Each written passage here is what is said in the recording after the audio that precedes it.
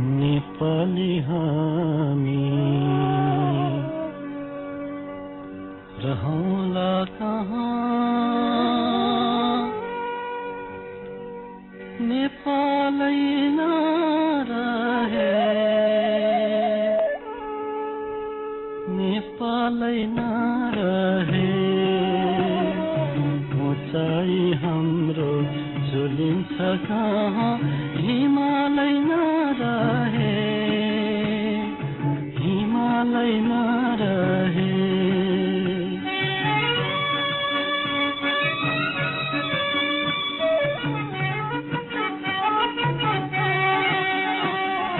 तराई हाम्रो सुनका टुक्रा हिमालय हिराको,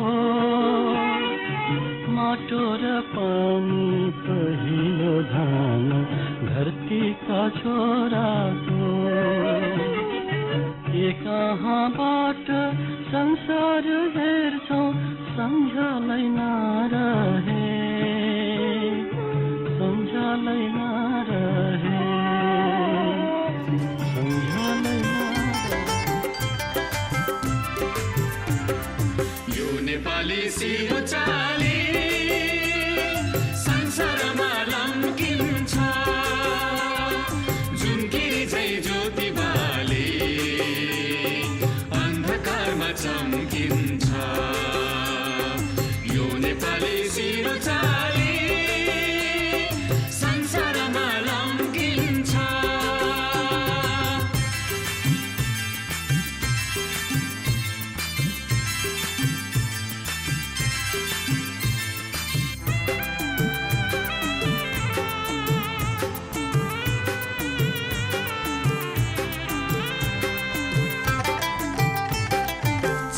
झुकोस् नीलो आकाश, यो नेपाली झुक्दैन।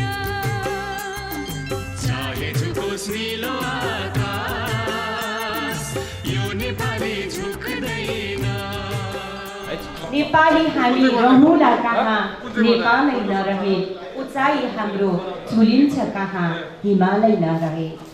हिमाल हामी नेपालीको पहिचान। त्यस्तै गरेर हामी नेपालीको पहिचानमा धेरै कुराहरू आउँछन्। जडीबुटीको कुरा आउँछन्। जडीबुटी निर्यातबाट हामीले देश विदेशमा नेपालको पहिचान बनाएका छौँ। यो नेपाल एउटा जडीबुटीको खाने देश भनेर हाम्रो परिचय बनेको छ। र यही जडीबुटी व्यवसायीहरूको सङ्घको कार्यक्रममा आज म पनि यहाँ उपस्थित भएको छु। म उद्घोषिका सन्ध्या पहाडी यहाँहरूलाई न्यानो अभिवादन गर्दछु। वास्तवमा यो यस प्रकारको कार्यक्रम मैले धेरै उद्घोषणहरू गरेको छु, तर यो यस प्रकारको कार्यक्रम भनौँ न एउटा अर्ग्यानिक कार्यक्रम जस्तो पनि मलाई लागिरहेछ। यो कार्यक्रम एकदम जडीबुटी, एकदम पवित्रतासँग गाँसिएको हाम्रो देश, ऋषि मुनिहरूको देश, तपस्याको देश, यस्तो देश यो जडीबुटी आयुर्वेद भनौँ न एउटा आयुर्वेदको जुन इतिहास छ, आयुर्वेद भनेको एउटा जुन जीवन पद्धति अहिलेको बेलामा यो कोरोनाको बेलामा यो अहिले जुन स्वास्थ्यको यो जटिलताको समयमा झन् यसको महत्त्व हामीले बुझेका छौँ। र यस्तो बेलामा म पनि एक्साइटेड भएको छु यो समारोहमा आउँदाखेरि। यहाँहरू सबैलाई म कुनै एकपटक फेरि स्वागत गर्छु। अब भने हाम्रो यस भव्य समारोहका प्रमुख अतिथि माननीय वन तथा वातावरण मन्त्री प्रेम बहादुर आलेज्यूको आगमन यस कार्यक्रममा भइसकेको छ। माननीय मन्त्रीज्यूलाई म मञ्चमा आसन ग्रहणको लागि हार्दिक अनुरोध गर्दछु।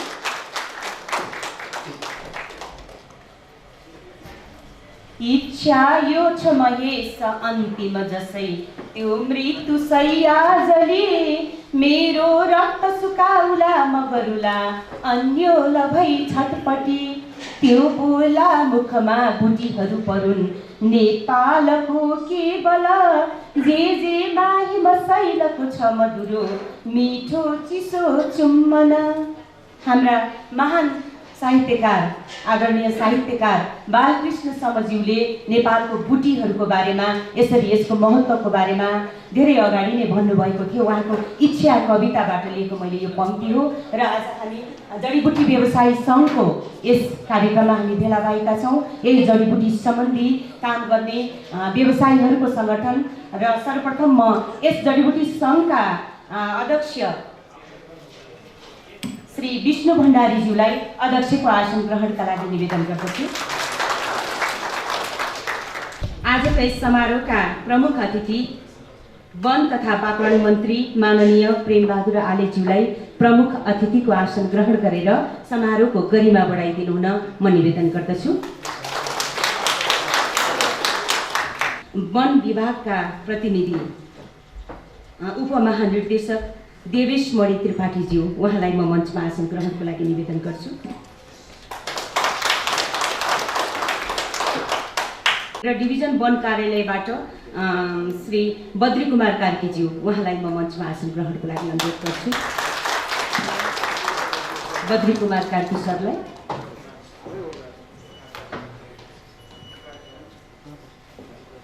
त्यसै गरेर महानगरीय प्रहरी प्रभाग 16 खुट्टेका प्रमुख हुनुहुन्छ दीपक खड्काज्यू, उहाँलाई म मञ्चमा आसन ग्रहणको लागि निवेदन गर्छु। दीपक सर। त्यसै गरेर यस जडीबुटी व्यवसायी सङ्घ नेपालका संस्थापक अध्यक्ष हुनुहुन्छ भरत कुमार बस्नेतज्यू, उहाँलाई म मञ्चमा आसन ग्रहणको लागि निवेदन गर्छु। त्यसै गरेर यस सङ्घका भूभू अध्यक्ष राकेश अग्रवालज्यू, उहाँलाई पनि म मञ्चमा आसन ग्रहणको लागि निवेदन गर्छु।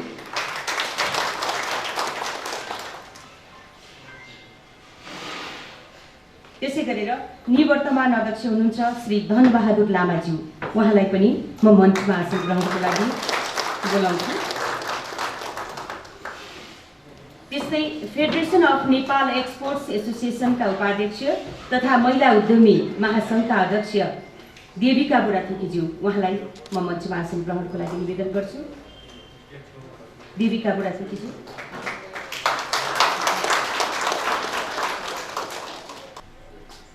त्यसै गरेर फेडरेसन अफ एक्सपोर्ट्स एसोसिएसनका सचिव उत्तम गौतमज्यू, उहाँलाई पनि म मञ्चमा आसन ग्रहणको लागि निवेदन गर्छु।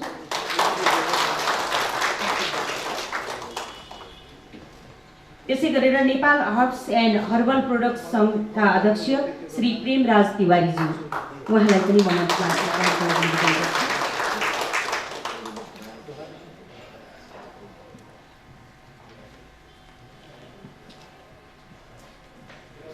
स्थानीय तयारी पोसाक सङ्घका अध्यक्ष किशोर नेपालज्यू, उहाँलाई पनि म मञ्चमा आसन ग्रहणको लागि निवेदन गर्छु। किशोर नेपालज्यू। त्यस्तै राष्ट्रिय अल्लु उद्यमी सङ्घका अध्यक्ष गणेश ऐडीज्यू, उहाँलाई मञ्चमा आसन ग्रहणको लागि म अनुरोध गर्छु।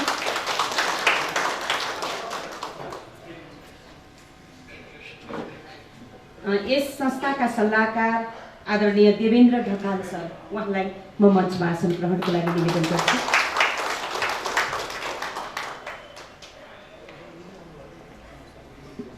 त्यसै गरेर संस्थाका संरक्षक श्री रामशरण बोगटीज्यू, उहाँलाई म मञ्चमा आसन ग्रहणको लागि अनुरोध गर्छु।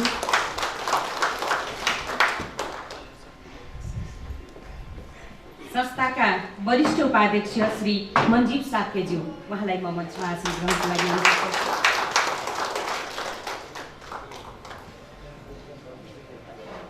त्यसै गरेर यस व्यवसायी सङ्घ नेपालका उपाध्यक्ष श्री कृष्ण कणेलज्यू, उहाँलाई म मञ्चमा आसन ग्रहणको लागि अनुरोध गर्छु।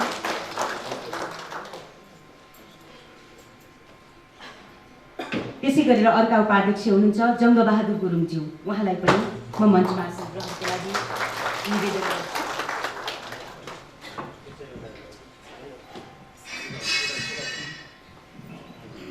त्यसै गरेर यथास्थानमा आसन ग्रहणको लागि म यस सङ्घका सचिव सुनिल मान कुलाधारज्यू, उहाँलाई आसन ग्रहणको लागि अनुरोध गर्छु। त्यस्तै गरेर सहसचिव श्री महेश बन्जाराज्यूलाई यथास्थानमा आसन ग्रहणको लागि अनुरोध गर्छु।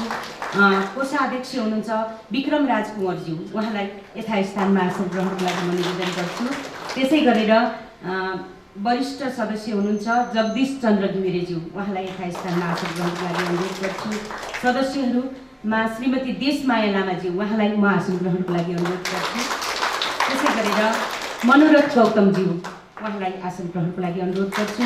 कमल कोइरालाज्यू, उहाँलाई म आसन ग्रहणको लागि अनुरोध गर्छु। कमल कोइरालाज्यू। त्यस्तै सुलिप गौतमज्यू, उहाँलाई म आसन ग्रहणको लागि अनुरोध गर्छु। सुरेश सापकोटाजी आसन ग्रहणको लागि अनुरोध गर्छु। अन्य सबै महत्त्वपूर्ण व्यक्तित्वहरू हुनुहुन्छ। वास्तवमा यस प्रकारको कार्यक्रममा उद्घोषण गरेको मेरो पनि यो पहिलो हो। यो जडीबुटी क्षेत्रका हस्तीहरू हुनुहुन्छ, त्यस क्षेत्रका आयुर्वेद क्षेत्रका सबैहरू यहाँहरू महत्त्वपूर्ण हुनुहुन्छ। सबैलाई यथास्थानमा ससम्मान म आसन ग्रहणको लागि अनुरोध गर्छु। आसन ग्रहणपछि अब हामी राष्ट्रिय गानलाई जोड्दैछौँ। राष्ट्रिय गानको लागि प्राविधिक साथीलाई निवेदन गर्छु। कृपया सबैजनालाई उठिदिनु हुन पनि म अनुरोध गर्छु।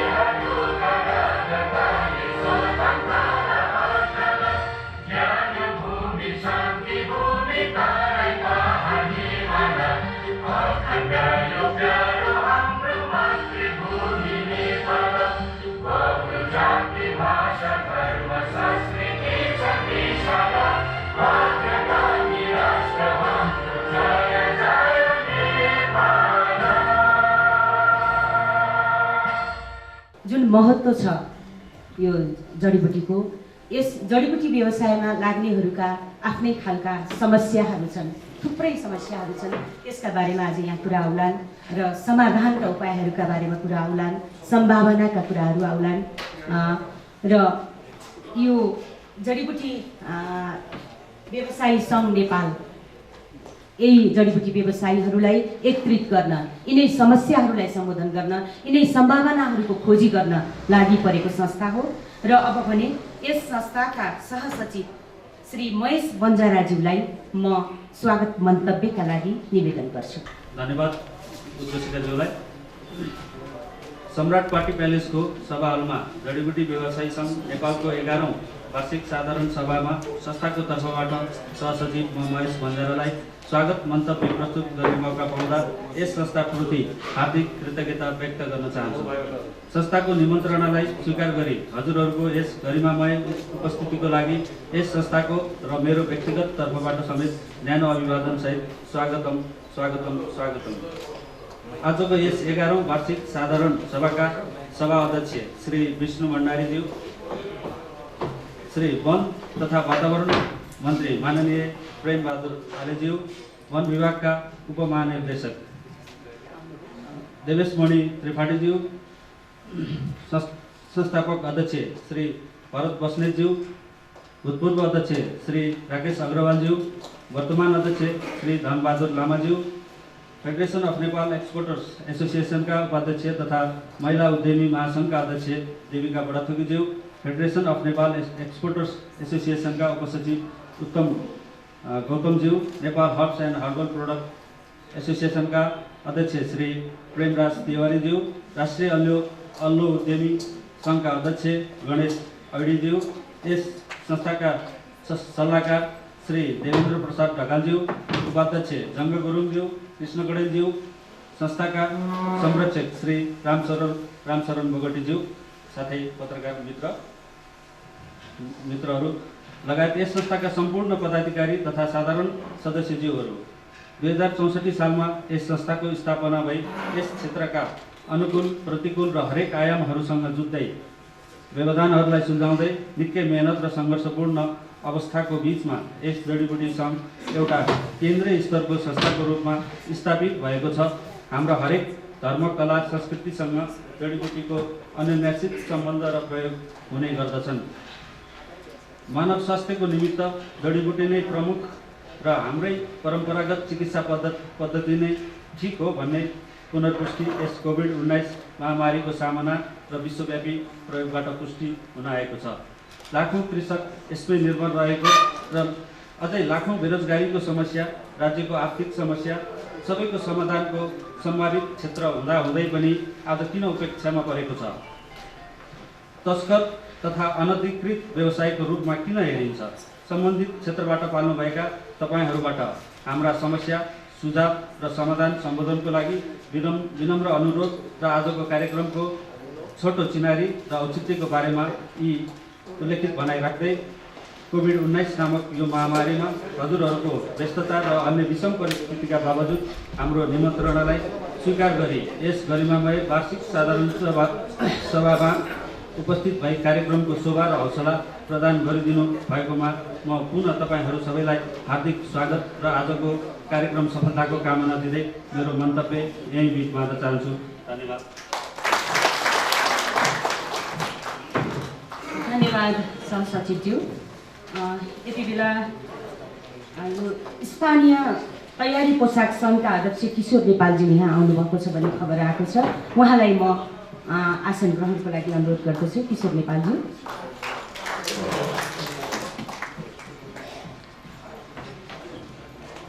अब भने ब्याज वितरण तथा खादाद्वारा अतिथिहरूलाई स्वागत गर्ने कार्यक्रम रहेको छ। यसका लागि म अनुरोध गर्दछु, संस्थाका सदस्यज्यूहरूलाई म अनुरोध गर्दछु।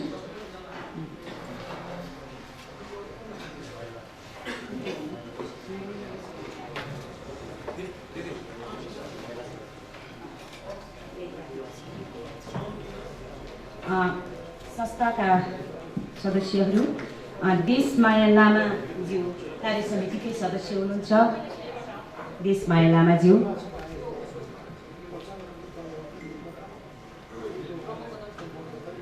उहाँसँगै अरू दुईजना बहिनीहरू सविता बस्नेत र कृतिका घिसिङले सहयोग गर्नुहुनेछ। एकदम हाम्रो लगायत अन्य अतिथिज्यूहरूलाई खादा र ब्याज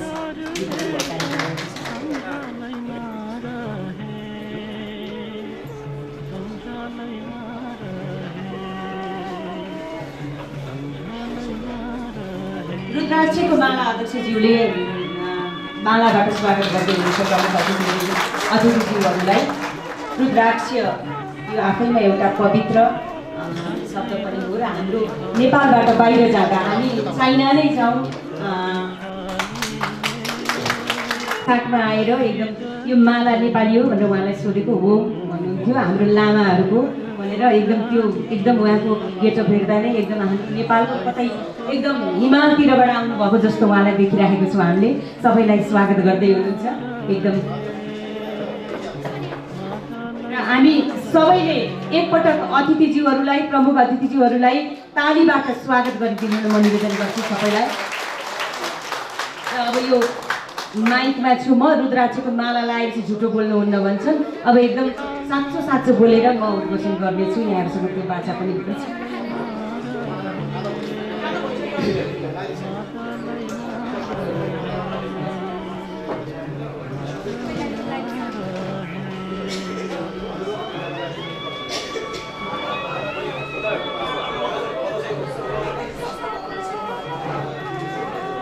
साथी यात्री बीच सडकमा ईश्वर हिँड्दछ साथ। साथी यात्री बीच सडकमा ईश्वर हिँड्दछ साथ। चुम्दछ ईश्वर काम सुनौला गरिरहेका हात। छुन्छ तिलस्मी करले उसले सेवकहरूको मात। चुम्दछ ईश्वर काम सुनौला गरिरहेको हात। छुन्छ तिलस्मी करले उसले सेवकहरूको मात। हो वास्तवमा उद्योगीहरू सबै एकदम यस्तो हात हो, उद्योगीहरूको हात भनेको, जसलाई चुम्दछ ईश्वर काम सुनौला गरिरहेका हात भनेर महाकवि लक्ष्मीप्रसाद देवकोटाले पनि भन्नुभएको छ। उद्योगीहरूको बेलामा आज हामी छौँ र यति बेला भने यही उद्योगीहरूकै सङ्गठन, जडीबुटी उद्योगीहरूको सङ्गठन, विशेष गरेर नेपालको एउटा चाहिँ निर्यात व्यवसायको एउटा बलियो स्तम्भ जडीबुटी। हामी जडीबुटी निर्यात गरेर आत्मनिर्भर हुन सक्छौँ, रोजगारीहरूको अवसर प्रदान गर्न सक्छौँ, धेरै कुराहरू गर्न सक्छौँ र यसलाई हामी सबैले महत्त्व दिँदै पनि आएका छौँ। सरकारले पनि महत्त्व दिँदै आएको छ। तर पनि के कस्ता तालमेलहरू अझै यो व्यवसायमा मिलाउन बाँकी छ, यी कुराहरू, यी प्रश्नहरू बाँकी नै छन्। अब भने म यस जडीबुटी व्यवसायी सङ्घ नेपालका अध्यक्ष विष्णु भण्डारीज्यू जो एउटा युवा इनर्जेटिक युवा भन्छु म उहाँलाई, एउटा इनर्जी भएको युवाले चलाउनु भएको यो संस्था अवश्य पनि यो अगाडि जानेछ, यसको भविष्य छ। उहाँको प्रतिवेदनलाई म यति बेला जोड्दैछु। अध्यक्ष विष्णु भण्डारीज्यूलाई आफ्नो अध्यक्षको प्रतिवेदनको लागि म निवेदन गर्छु।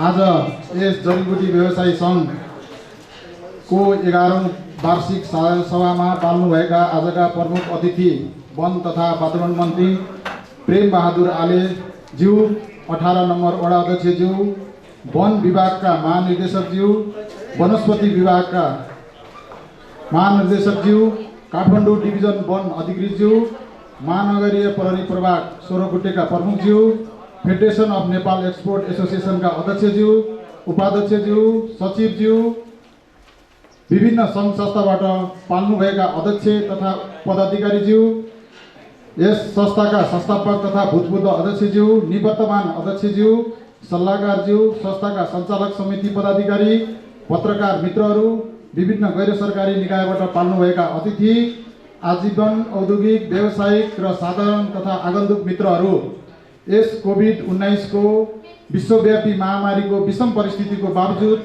हाम्रो निमन्त्रणालाई स्वीकार गरी यस गरिमामय वार्षिक साधारण सभामा उपस्थित हुनुभएकोमा हार्दिक आभार प्रकट गर्दछु।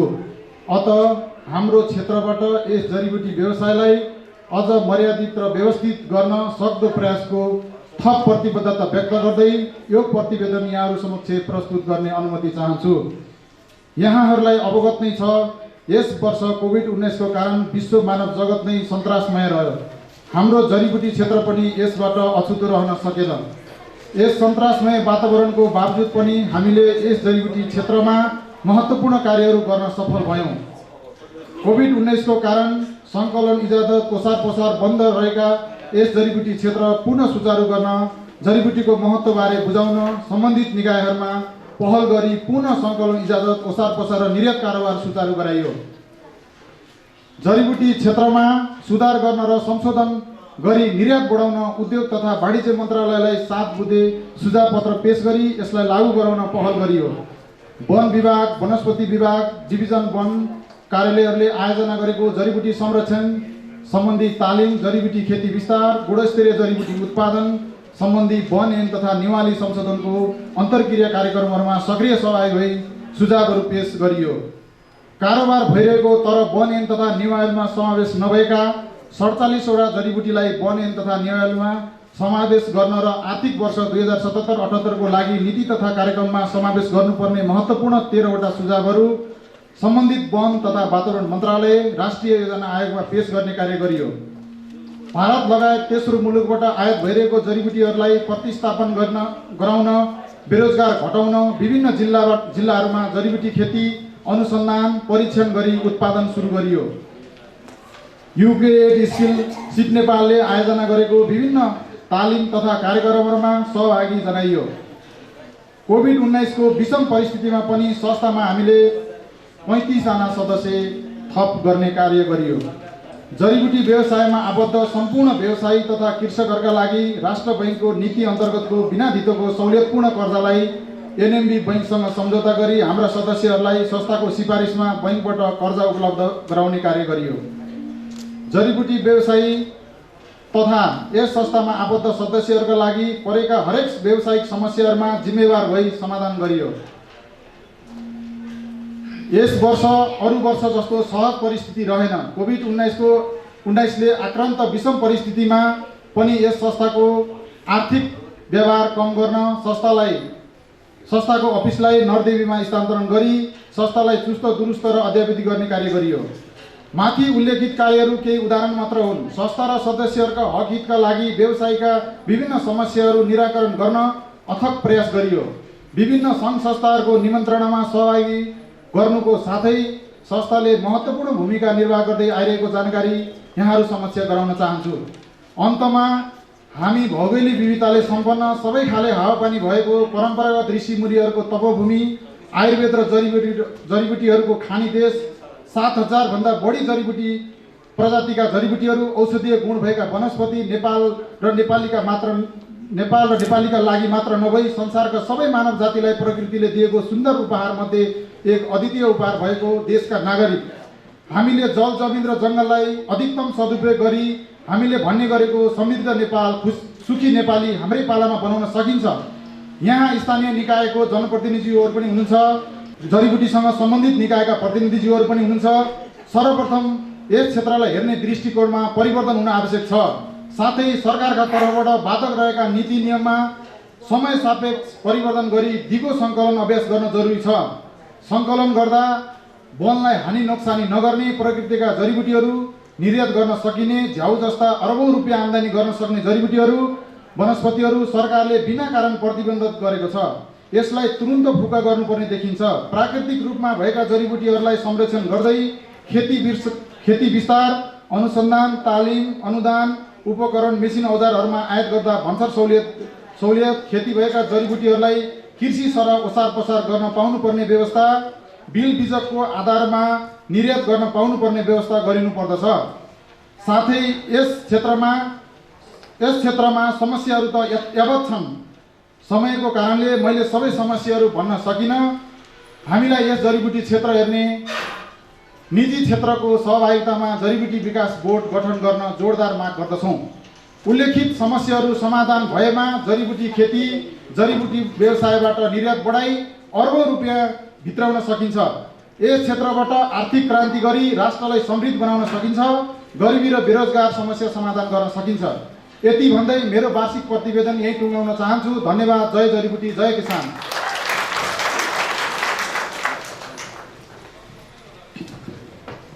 अध्यक्षज्यूको प्रतिवेदनले धेरै कुरा बोलेको छ। म उहाँलाई हार्दिक धन्यवाद मात्र भन्छु। यति बेला वास्तवमा उहाँले उठाउनु भएको महत्त्वपूर्ण कुरा, जसरी देशमा पर्यटन बोर्ड छ त्यस्तै गरेर जडीबुटी विकास बोर्डको आवश्यकता आज भइसकेको छ। उहाँले यस कुरामा जोड दिनुभएको छ। राज्यको तर्फबाट यसमा केही अध्ययन हुनेछ भन्ने हामीले आशा लिएको छौँ आजको कार्यक्रमपछि। र अब भने समुद्घाटनको कार्यक्रमलाई म जोड्दैछु। पानसमा दीप प्रज्वलन गरेर यो समारोहलाई समुद्घाटनका लागि म प्रमुख अतिथि माननीय मन्त्रीज्यूलाई निवेदन गर्छु।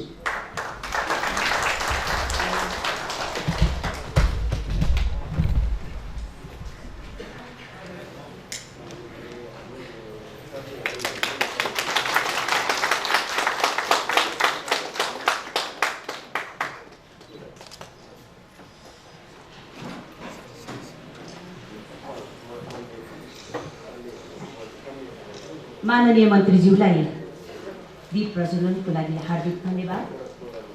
स्वस्थ व्यक्तिबाट नै स्वस्थ परिवार, स्वस्थ समाज र स्वस्थ राष्ट्रको निर्माण हुन्छ। आजको अवस्थामा झन् स्वास्थ्यमा विश्व नै केन्द्रित छ। यति बेला यो कोभिड-19 को जुन यो कहरपछि स्वस्थ जीवन कसरी जिउने भन्ने कुरामा विश्व नै अहिले केन्द्रित छ। र यति बेला हाम्रा जडीबुटीहरूको झन् हाम्रा आयुर्वेदहरूको झन् एकदम महत्त्व बढेको छ। अब भने मन्तव्यहरूको क्रममा हामी छौँ। धेरै लामो कार्यक्रम हामी गर्ने छैनौँ। यहाँहरू सबै आफ्नो क्षेत्रमा विज्ञ हुनुहुन्छ।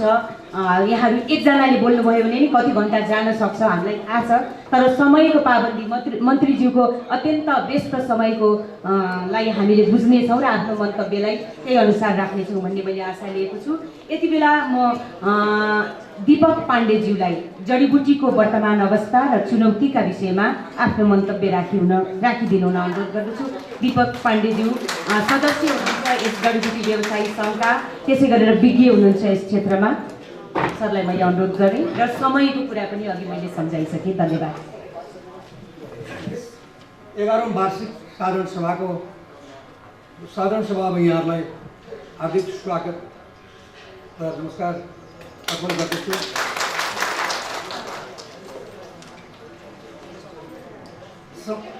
अघि नै उपस्थितिले भन्नुभयो, उहाँको भनाइअनुसार गरेको पेसा र व्यवसायमा आज पहिलोचोटि पनि एउटा अनुभूति र फिलिङ, एउटा गौरवको अनुभूति के आइरहेछ भने कुन्तीमा हामीले जे काम गरिरहेछौँ त्यो राष्ट्र र देशलाई चिनाउने काम गरिरहेछौँ भन्ने कुरामा आफूलाई त अनुभव थियो नै थियो, तर अरूबाट पनि त्यो प्रशंसा सुन्न पाउँदा निकै खुसी लाग्यो। धन्यवाद उहाँलाई।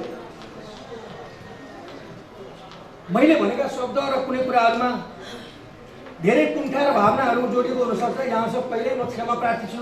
पहिल्यै उहाँहरूसँग, मन्त्रीज्यूहरूसँग, हाम्रो मन्त्रीज्यूहरूसँग र सम्बन्धित विभागका निर्देशक उपमहानिर्देशकहरूसँग क्षमा प्रार्थी गर्छु। कुनै इमोसनल भावहरू हुन सक्छन् जुन कुण्ठाले भरिएको हुन्छन्। म हजुरहरूसँग एउटा पढ के गर्छु भने सुरुमा नै एउटा जुन महाभारतमा युद्ध जिताउनको लागि एउटा के भन्छ बालकृष्ण समितिले उहाँले युद्धको लागि एउटा भन्नुभयो, नरवा कुन नरवा अस्वस्थमा नाम हतो हत। उहाँले फटाइ बोल्नु पनि जरुरी थिएन, फटाइ बोल्नु अगाडि नै युद्ध जिताउन गर्नुभयो। हामीले पनि हजुरसँग एउटा कुनै पनि फटाइ अहिलेसम्म हजुरसँग जति व्यक्त गर्छौँ त्यो हुबहु साँचो बोल्नेछौँ भन्ने अर्थमा जति भाव र कुण्ठा छ त्यो हजुरसँग पोख्ने मौका पाउँदा धेरै धेरै आफूलाई आभारी व्यक्त गर्दछु। हजुरसँग के आग्रह गर्न चाहेको छु भने कम्तीमा हामीलाई परेका असहज परिस्थितिको हामीले पोइन्ट वाइज उहाँहरूलाई दिन्छौँ, दिइरहेका पनि छौँ। होइन अध्यक्षज्यूले भन्नुभयो, तर तपाईँहरूले एउटा कुरा पत्रकार महोदयहरू मार्फत म के आग्रह गर्न चाहन्छु भने कम्तीमा जनतासम्म सुनाइदिनुहोस् यी कुराहरू। हामीसँग हामी हजुरलाई कुनै भावको कुरा होइन, हामीसँग जति हामी यस व्यवसाय र उद्योग गर्ने उद्यमीहरूसँग जति सायद मलाई लाग्छ सबै समग्र रूपमा जोड्ने भने कुनै यही पार्टी नभनौँ कुनै केही पार्टी जति राजनीतिक पार्टीसँग जति जनसमर्थन हामीसँग पनि हुन्छ। हामीले कुनै दिन पनि जडीबुटी व्यवसायसँग तपाईँहरूलाई बन्द र हतार गरेको मलाई लाग्छ थाहा पाउनुभएको छैन होला। र यति बेला भने यस संस्थाका सल्लाहकार देवेन्द्र प्रसाद ढकाल सरलाई आफ्नो मन्तव्यको लागि अनुरोध गर्छु। सरको मन्तव्य 5 मिनट भित्रमा सकिनेछ भन्ने हामीले आशा लिएका छौँ। हाम्रो व्यवसायको, हाम्रो कार्यशैलीको, हाम्रो नेपाल सरकारको पोलिसीको कारणले गर्दाखेरि हामी व्यवसायी साथीहरू सङ्गठित हुन बाध्य हुनु पर्यो, जसले हाम्रो यो संस्था जन्मिएर आज यहाँहरू समक्ष लो अवस्थामा हाम्रो आइपुग्न हामी सफल भएका छौँ। हामी व्यवसायहरू निश्चय नै राज्यले हामीलाई दिनुपर्ने कुराहरू के हो, राज्यले दिनुपर्ने हामीलाई पोलिसी हो। जस्तै उदाहरण भन्छु, चाइनाबाट हाम्रो यो त नेपाल यति छिमेकी राष्ट्र कारोबार यत्रो ठुलो हुन्छ, तर अहिलेसम्म ब्याङ्किङ प्रणाली नेपाल सरकारले सिस्टमेटिक गर्न सकेको छैन। जस्तै अहिले पनि ठमेलमा ढोलामा पैसा बोकेर व्यापार गर्नुपर्ने बाध्यता व्यापारीहरूलाई सिर्जना भइरहेको छ। ब्याङ्किङ प्रणाली सहज नहुनाले अहिले पनि त्यो अप्ठ्याराहरू विद्यमानै छन्। त्यस्तै हाम्रो एक्सपोर्ट कानुन हामीले पटक पटक आवाज उठाइरहेका छौँ। नेपाल सरकारको 2टा मन्त्रालयका 2टा काम चाहिँ बाँधिएका छन्। नेपाल वन ऐनले भन्छ सहज निर्यात गर्न दिन्छ, भन्सार ऐनले भन्छ त्यो एक तह प्रोसेसिङ नगरिकन तपाईँले निर्यात गर्न पाउनुहुन्न। अब के गर्ने? हामीले बिचमा बसेर अर्को एक मुखबाट आयात गरेर नेपाल सरकारलाई राजस्व तिरेर आयातको राजस्व तिर्छ, निर्यातको राजस्व तिर्छ, यहाँ व्यापारीले नाफा खान्छ भने यो कुरा के गलत छ? कदापि छैन।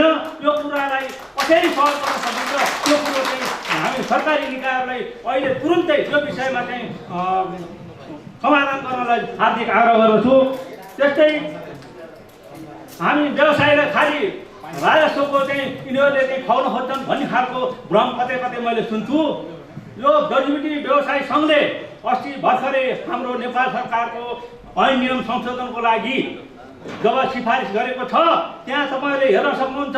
हामीले नेपालको हरेक जडीबुटीहरूका बजार मूल्य अनुसारको चाहिँ मूल्याङ्कन अनुसार राजस्व हुनुपर्छ। अहिले वर्तमान भइरहेको राजस्वलाई केही राजस्वहरूलाई वृद्धि गर्नुपर्छ, केही राजस्वहरूलाई घटाउनुपर्छ भनेको वस्तुनिष्ठ आधारमा ती कार्यक्रमहरू हुनुपर्छ भनेर हामीले प्रस्तुति गरेका छौँ। मलाई विभागबाट एउटा फोन आयो, व्यवसायीहरूले तपाईँले राजस्व बढाउनुपर्छ भनेर पनि लेख्नु आएको छ। के गरौँ? मैले हामीले जे पठाएको छौँ त्यही गर्नु। हामीले बढाउनुपर्छ भनेका छौँ बढाउनु, घटाउनुपर्छ भनेका छौँ घटाउनु भनेर हामीले प्रश्नसँग भनेका छौँ। यानि कि राज्यलाई हामीले व्यवसायीहरूले जहिले पनि कर तिर्न, सरकारलाई पैसा तिर्न, सरकारलाई दरो बनाउन हामी जहिले पनि हामी प्रयत्नशील छौँ, हुनेछौँ।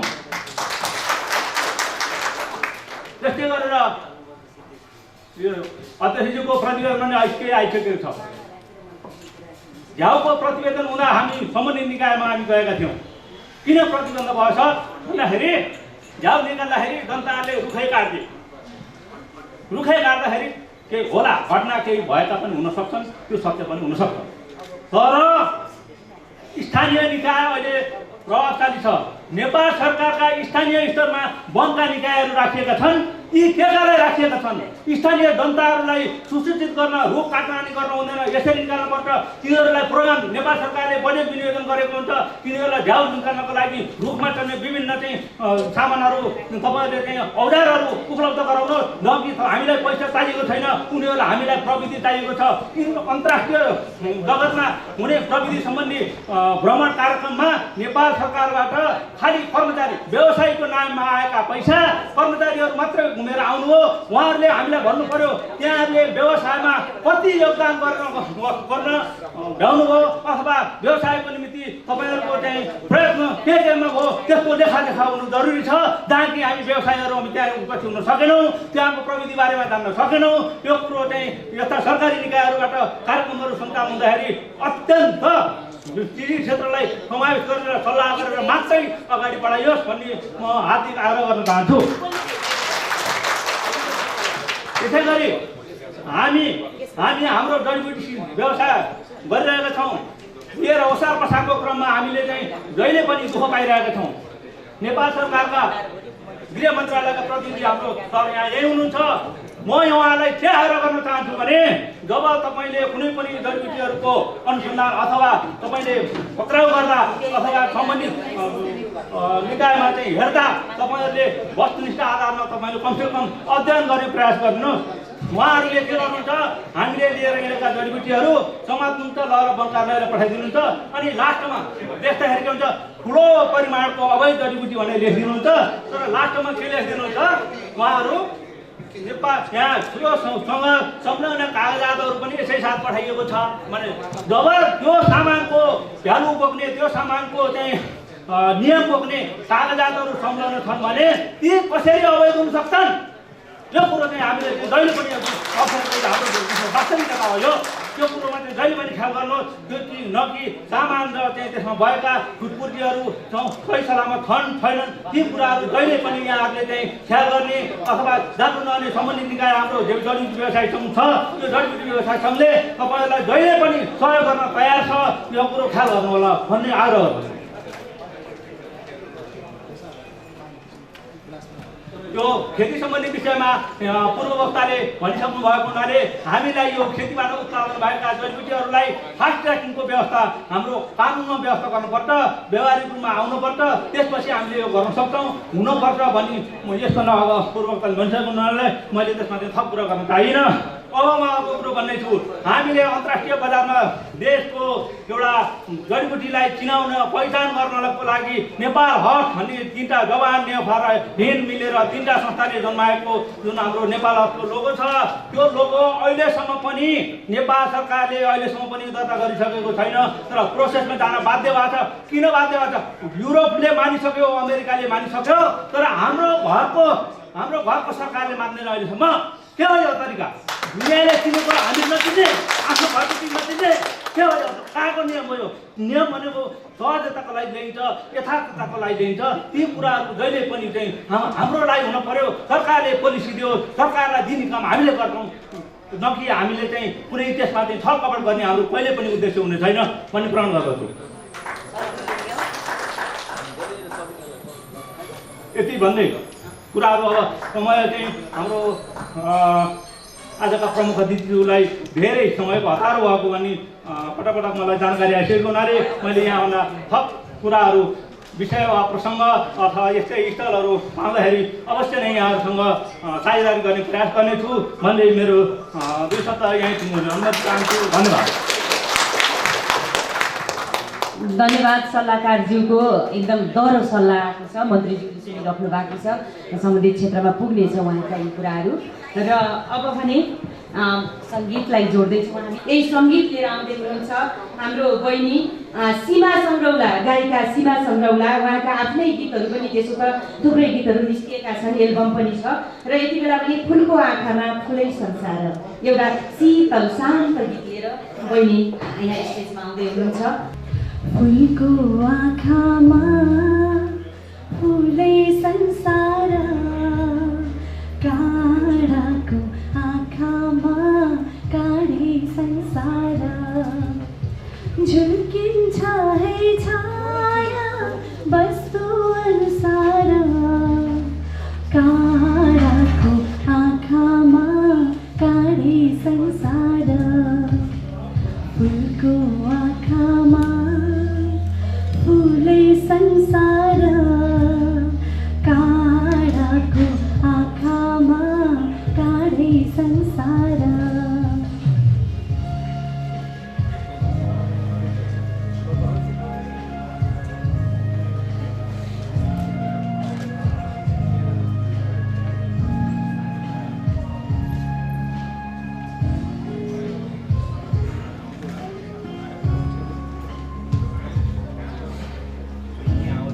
साउन्डले धोका दिइरहेको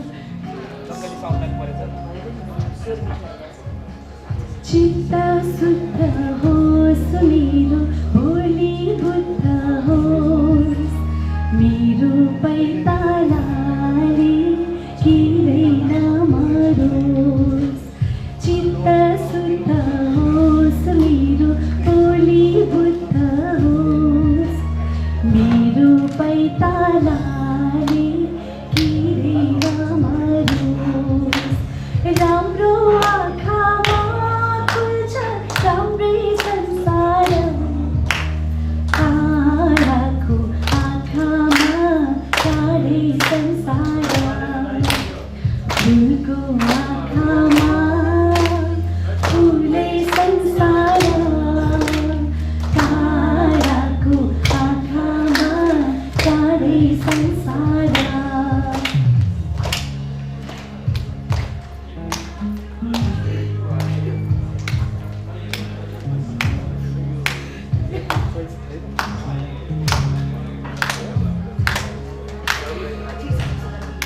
हतारको प्रोग्रामले साउन्ड सिस्टम पनि नर्भस भयो कहाँ कहाँ जुन देखो कालो रातेमा जीवन सङ्गीत सुन्नुमा सुख पातेमा कहाँ कहाँ जुन देखो कालो रातेमा जीवन सङ्गीत सुन्नुमा सुख पातेमा संग्लो मनमा फुल्छ है सङ्गै संसार ताराको आँखामा टाढै संसार फुलको आँखामा फुलै संसार ताराको आँखामा टाढै संसार झुल्किन्छ है छाया बस्तो अनुसार ताराको आँखामा टाढै संसार फुलको आँखामा फुलै संसार ताराको आँखामा टाढै संसार थ्याङ्क यू धन्यवाद सीमा बहिनी मिठो प्रस्तुतिको लागि। वास्तवमा गीत सङ्गीतमा त्यो जादु हुन्छ, त्यो सामर्थ्य हुन्छ जसले चाहिँ मान्छेलाई जति नै हतार भए पनि जे भए पनि भुलाएर राख्न सक्छ। एउटा शान्त एउटा मेडिटेसन हामीलाई दिन्छ। माननीय मन्त्रीजीलाई एकदम हतार भइसकेको थियो, अघि नै घडी हेर्दै हुनुहुन्थ्यो, उहाँको व्यस्त समय हामीलाई थाहा छ। तर यो गीत आएपछि एकदम मन्त्रीज्यूले पनि सुनेर बस्नुभयो। म मन्त्रीज्यूलाई पनि हार्दिक धन्यवाद भन्छु यसको लागि। अब भने म आजका प्रमुख अतिथि माननीय वन तथा वातावरण मन्त्रीज्यूकै मन्तव्यलाई जोड्दैछु। उहाँको विशेष सम्बोधनका लागि म यहाँ उहाँलाई आमन्त्रण गर्छु।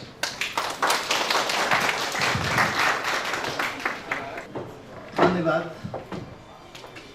11औं वार्षिक साधारण सभाका आदरणीय सभा अध्यक्षज्यू, मञ्चमा आसीन वन तथा वातावरण मन्त्रालय अन्तर्गत वन तथा भू संरक्षण विभागका उपमहानिर्देशकज्यू, मञ्चमा आसीन जडीबुटी व्यवसायमा आबद्ध आदरणीय प्रबुद्ध व्यक्तित्वहरू, यस कार्य समितिमा आबद्ध रहनुभएका सम्पूर्ण पदाधिकारी साथीहरू, आदरणीय व्यवसाय मित्रहरू, पत्रकार साथीहरू, सर्वप्रथम त म यो जुन आज 11औं सम्मेलनमा मलाई बोलाएर दुई शब्द बोल्ने जुन मौका दिनुभएको छ, यसको निमित्त म आयोजकप्रति हार्दिक आभार व्यक्त गर्न चाहन्छु, धन्यवाद दिन चाहन्छु र तपाईहरुको 11औं सम्मेलनको पूर्ण सफलताको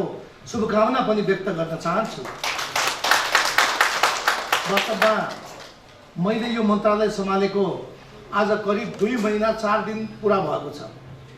म हरेक मेरो दिनहरू, घण्टाहरू, मिनेटहरू, सेकेन्डहरू म काउन्ट गर्दै हिँड्छु। त्यसो भएको हुनाले म यो मन्त्रालयमा आइसकेपछि यो जडीबुटी सम्बन्धी मभन्दा बढी विज्ञता हासिल गर्नुभएको आदरणीय व्यवसाय साथीहरू हुनुहुन्छ। जीवनभर यो चाहिने व्यवसायमा आबद्ध हुनुभएका मित्रहरू हुनुहुन्छ। म यहाँबाट के मात्र भन्न चाहन्छु भन्दा हामी बिचमा एउटा छलफलको वृहत छलफलको चाहिने गर्न जरुरी छ। अघि मात्रै हामी त्यहाँ मञ्चमा हुँदाखेरि हाम्रो एकदमै एनर्जेटिक अफिसर हुनुहुन्छ देवेश त्रिपाठीजी, म उहाँलाई विगतदेखि नै चिन्छु। एकदमै यो समस्याको विषयमा बढी ज्ञान पनि भएको र धेरै कुरा उहाँबाट मैले जानकारी पनि पाएँ। अब यहाँ थुप्रै कुराहरू आएका छन्, ट्याक्स बढाउने कुराहरू आएको छ। र कतिपय कुरा के छ भन्दाखेरि 100 रुपियाँ किलोमा राज्यले कर तोक्ने, तर त्यसको मूल्य 20 रुपियाँ पनि नपाउने, यस्तो खालको चाहिँ तलमाथि पनि पर्न गएको छ। अघि मात्र एउटा व्यवसाय मित्रले भन्नुभयो ट्याक्समाथि ट्याक्स बढाउने दोब्बर गर्ने कुरा आइराखेको छ। जटामसी भन्ने एउटा जडीबुटी तपाईहरु 50 रुपियाँ रोयल्टी तिरेर 60,000 देखि 1 लाख रुपियाँ किलोमा बेच्नुहुन्छ, अनि राज्यलाई ठग्ने गरी 50 रुपियाँ मात्रै हुन्छ। जटामसीमा कम्तीमा 500 रुपियाँ हुनुपर्छ भन्ने मेरो मान्यता हो। राज्यले ट्याक्स पनि पाउनु पर्यो, तपाईहरुको व्यवसाय पनि अगाडि बढ्नु पर्यो, फस्टाउनु पर्यो। जुन ठाउँमा तपाईको चाहिने यार्छा गुम्बाको कुरा गरौँ, यार्छा गुम्बा हामी 32 लाखदेखि 40 लाखसम्म हामी बिक्री गर्छौँ बहुमूल्य जडीबुटी। तर त्यसको मूल्य थोरै भयो भने राज्य पनि त ठग्यो नि। राज्यका पनि त कर्मचारीहरू छन्, राज्यलाई पनि त देश चलाउनु पर्ने स्थिति आउँछ। त्यसो भएको हुनाले हामी छलफल गरौँ, वृहत छलफल गरौँ। वन नियमावली हामी ल्याउँदैछौँ। एसएफटीको सिनियर म्यानेजमेन्ट कमिटीको हामीले धेरै पटक यो बारेमा छलफल गरेका छौँ। म थोरै कुरा तपाईको ट्र्याकभन्दा अलिकता बाहिर गएर म भन्न चाहन्छु। काठको विषयमा अहिले सालको काठको रोयल्टी जम्मा 1000 रुपियाँ मात्रै छ। ए ग्रेडको 1000, बी ग्रेडको 850, सी ग्रेडको 500। 1000 मा काठ किनेर ल्याउने, 6000 मा बेच्ने, अनि उपभोक्ताको ढाड सेक्न पाइन्छ। यति ह्युज मार्जिन छ। त्यसो भएको हुनाले राज्य पनि ठगिनु भएन, तपाईहरु व्यवसायीहरूले पनि राहत पाउनु पर्यो। अघि बडा मिठो कुरा यहाँ उठाउनु भएको छ, म धन्यवाद पनि दिन चाहन्छु। कृषि सेक्टरमा चाहिँ पुरै अनुदान हुने, राज्यले सब्सिडी दिने, तर जहाँ तपाईको चाहिँ एउटा राज्यले ऋषिमुनिको देशमा जहाँ जडीबुटीको प्रबल सम्भावना भएको ठाउँमा अहिलेसम्म सब्सिडीको व्यवस्था छैन। म यो मन्त्रालय सम्हाले लगत्तै अब वनमा मात्र जडीबुटी होइन, दूर दराज जहाँ तपाईको सिँचाइको व्यवस्था छैन, जहाँ खानेपानीको व्यवस्था छैन, त्यस्तो ठाउँमा माटो परीक्षण गरेर त्यहाँका जनताले 3 महिना खान नपुग्ने ठाउँमा कम्तीमा 1 वर्ष मजाले खान पाउने गरी यो वन तथा वातावरण मन्त्रालयले सोइल टेस्ट गरेर त्यही आधारमा कुन प्रजातिको जडीबुटी त्यहाँ उत्पादन हुने हो, त्यही खालको जडीबुटी राज्यले दिनेछ भन्ने मैले त्यो कार्यक्रम अगाडि बढाएको छु। यसै पटक पनि कम्तीमा चाहिने 7वटा प्रदेशको 7 जिल्लामा यो कार्यक्रम अगाडि बढाउनुपर्छ भनेर मैले सम्माननीय प्रधानमन्त्री केपी शर्मा ओलीजीलाई भनेको छु। मैले अर्थमन्त्रीज्यूसँग मैले लबिङ गरेको छु। हाम्रो विभाग अन्तर्गत चाहिँ हाम्रो उपमहानिर्देशक लगायत सचिवजीसँग बसेर हामीले यो गृह कार्य गरिराखेका छौँ। यसलाई छिटै यसै पटक पनि केही बजेटको व्यवस्था भयो भने यसलाई हामी चाहिँ एउटा पकेट क्षेत्रको रूपमा यसलाई हामी विस्तार गर्दैछौँ। र अर्को कुरा जुन जति पनि कुराहरू यहाँ आएको छ, विगतमा म एउटा फर्निचर व्यवसायहरूको राष्ट्रिय सम्मेलनमा गएको थिएँ। उहाँहरूको भनाइ के थियो भन्दा काठ हामीले खरिद गर्दाखेरि 1000 मा ल्याएको काठ अथवा 30,000 तिरेर ल्याएको काठको सालको काठको दाउरा अथवा सल्लाहको त्यो यहाँ आउँदासम्म हामीलाई करिब चाहिँ 3 लाख तिर्नुपर्छ। यत्रो ह्युज मार्जिन छ। कम्तीमा हामीले पनि त्यहाँ टेन्डर हाल्न पाए हुन्थ्यो भनेर उहाँहरूले मलाई भन्नुभएको थियो। मैले यो माग तपाईँहरूको पुरा हुन्छ है भनेर मैले भने र वन नियमावली बनाउने बेलामा अब काठ व्यवसायले मात्र होइन, फर्निचर व्यवसायले पनि त्यहाँ टेन्डर हाल्न पाउनुपर्छ भनेर मैले त्यहाँ वचन दिएको थिएँ। यसपालिको वन नियमावलीमा हामीले त्यो समावेश गरिसकेका छौँ। हरेक कुरामा चाहिँ प्रतिस्पर्धा हुनुपर्छ, प्रतिस्पर्धाबाट नै चाहिँ अगाडि बढ्नुपर्छ। र यहाँ भएका जति पनि कुराहरू छन् कृषि सेक्टरमा हामी चाहिने अरबौँ रुपियाँ राज्यले अनुदान दिइराखेको छ। कम्तीमा यो जडीबुटी सेक्टरमा पनि तपाईँ ढुक्क हुनुहोस्। कति वर्ष कसले के गर्यो मलाई थाहा छैन, आई डोन्ट नो, बट म यो मन्त्रालय सम्हालिसकेपछि आगामी दिनहरूमा अवश्य पनि तपाईँहरूले जे जति हुन्छ अनुदानको व्यवस्था यो मन्त्रालयले ल्याउनेछ भन्ने म तपाईँहरूलाई विश्वास दिलाउन चाहन्छु। आदरणीय उपस्थित व्यवसायी साथीहरू, तपाईँहरूले आज लाखौँ मान्छेलाई रोजगारी सिर्जना गर्नुभएको छ। तपाईँहरूका कारणले गर्दा राज्यको अर्थतन्त्र धानेको अवस्था छ। आज तपाईँको कोभिडको बेलामा पनि म स्वयं गुर्जु के हो मलाई थाहा थिएन, तर गुर्जुले गर्दाखेरि यो कोभिडलाई ठिक गर्छ भनेर मलाई स्वयं कोर्दा लागेको। म 5 दिनसम्म हेम्स हस्पिटलमा बसेँ, तर त्यो हस्पिटल भन्दा पनि मलाई बढी विश्वास केमा थियो? आयुर्वेदिकमा, गुर्जुमा मलाई विश्वास थियो। त्यही कारणले गर्दाखेरि म ठिक भएँ। त्यसो भएको हुनाले हामीसित विभिन्न खालका जडीबुटी, यो चाहिने सगरमाताको देश, यो चाहिने ऋषिमुनिको देश, गौतम बुद्धको देश, यो पवित्र धरतीमा जति पनि जडीबुटीहरू उत्पादन भएका छन्, यसको निमित्त यसलाई कसरी निकासा गर्ने, यसलाई कसरी व्यवस्थित गर्ने भन्ने सवालमा हामी बिचमा वृहत छलफल गरेर हामी अगाडि बढ्नेछौँ भन्ने कुरा म तपाईँहरूलाई विश्वास दिलाउन चाहन्छु।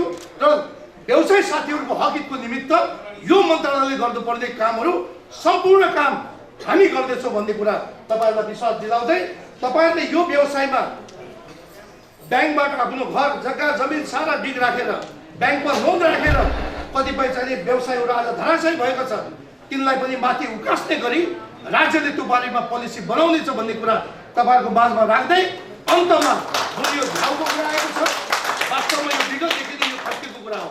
एउटा विद्यार्थी, दूर दराजको विद्यार्थी, खुट्टामा चप्पल हुँदैन, एउटा गाउँबाट विद्यालयमा जान 1.5 घन्टा 2 घन्टा हिँडेर जानुपर्छ, घरमा खाजाको व्यवस्था हुँदैन। त्यही विद्यार्थीले झ्याउ टिप्दै टिप्दै टिप्दै 1 केजी बनाएर 100 रुपियाँ बेच्दाखेरि उसले खाजा खान पाउँछ, उसले पेन्सिल कलम किन्न पाउँछ, उसले किताब किन्न पाउँछ। तर यो किन ब्यान गरियो थाहा छैन। अघि मित्रले भन्नुभयो, त्यसमा मेरो एकदमै ध्यान आकर्षण भएको छ। यसलाई विधिवत रूपमा यसलाई कसरी अगाडि बढाउने भन्ने सवालमा यो मन्त्रालय एकदमै गम्भीर छ। यसको विषयमा हामी अगाडि बढाउनेछौँ भन्ने कुरा तपाईँहरूको माझमा राख्दै, अन्तमा फेरि यो तपाईँहरूको 11औं सम्मेलनको साधारण सभाको पूर्ण सफलताको शुभकामना व्यक्त गर्दै, यहाँ मलाई निमन्त्रणा दिएर जुन 2 शब्द बोल्ने मौका दिनुभएको थियो, मलाई अन्तिम समय बस्ने मलाई इच्छा थियो। त्यही पनि आज क्याबिनेटको मिटिङ भएको कारणले गर्दा मैले छिटो जानु पर्यो। यसको लागि म क्षमा पनि माग्न चाहन्छु। यो 11औं साधारण सभामा एकदमै चाहिने देशभरिबाट आउनुभएका व्यवसायी मित्रहरूलाई म हार्दिक आभार व्यक्त गर्न चाहन्छु, धन्यवाद दिन चाहन्छु। यति राम्रो कार्यक्रम, सांस्कृतिक कार्यक्रम सहित जुन यो कार्यक्रमको भव्य आयोजना भएको छ, यसको निमित्त आयोजकप्रति पनि हार्दिक आभार व्यक्त गर्दै म आफ्नो भनाइ यहीँ टुङ्ग्याउँछु। धन्यवाद, नमस्कार।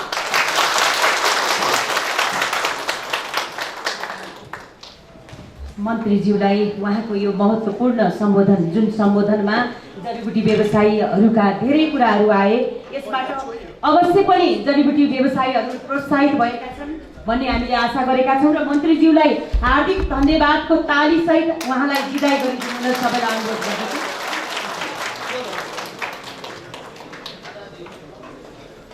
र अब पनि केही थोरै मन्तव्यमा हामी छौँ। वन विभागका उपमहानिर्देशक देवेश मणि त्रिपाठी सरलाई आफ्नो मन्तव्यका लागि निवेदन गर्दछु।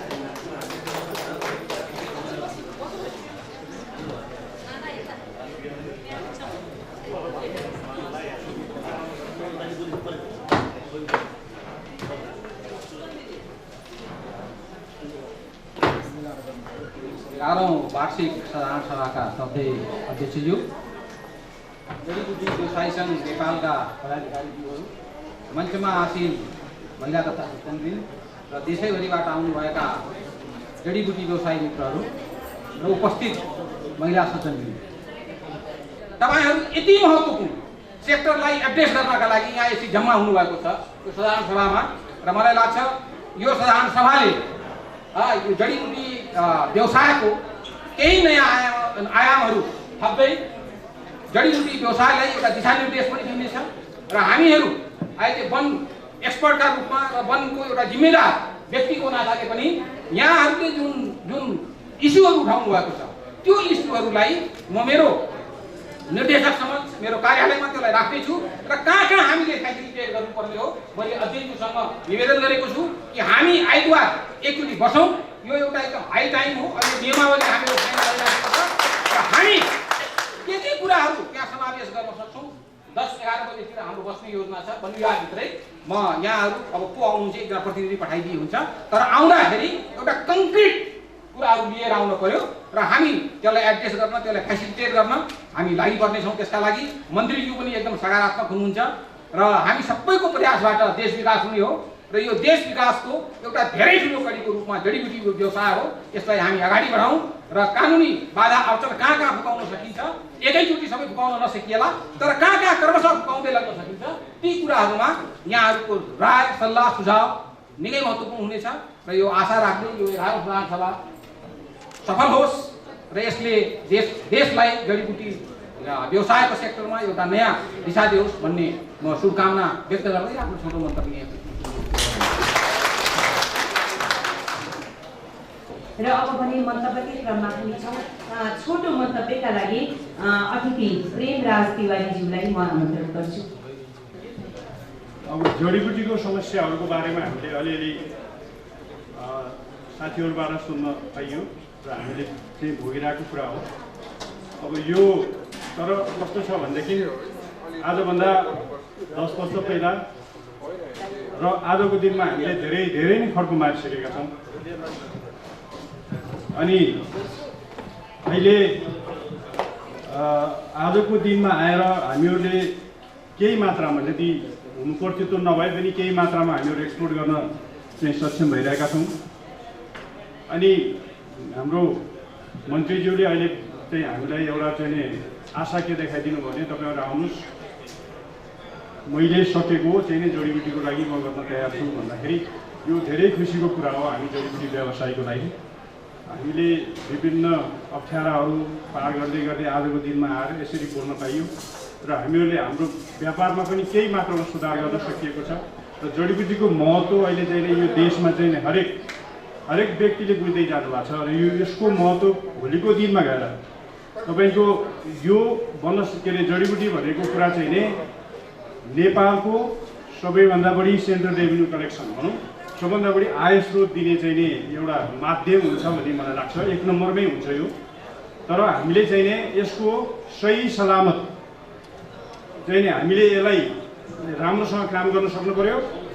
अनि हाम्रो सरकारले हामीलाई साथ दिनु पर्यो। सरकारले हामीलाई चाहिँ नि 2 नम्बरी भनेर बुझ्नु भएन। अहिलेसम्म चाहिँ नि मैले यहाँ हुनुहुन्छ सरकारको प्रतिनिधिहरू पनि अहिले चाहिँ नि डाइरेक्टली इन्डाइरेक्टली चाहिँ उहाँहरूले चाहिँ नि हाम्रो जडीबुटी व्यवसायलाई चाहिँ नि अलिकति त्यस्तै दृष्टिकोणले हेर्नुहुन्छ। उहाँले पोजिटिभ हेर्नुहुन्न तर त्यो पटक्कै होइन।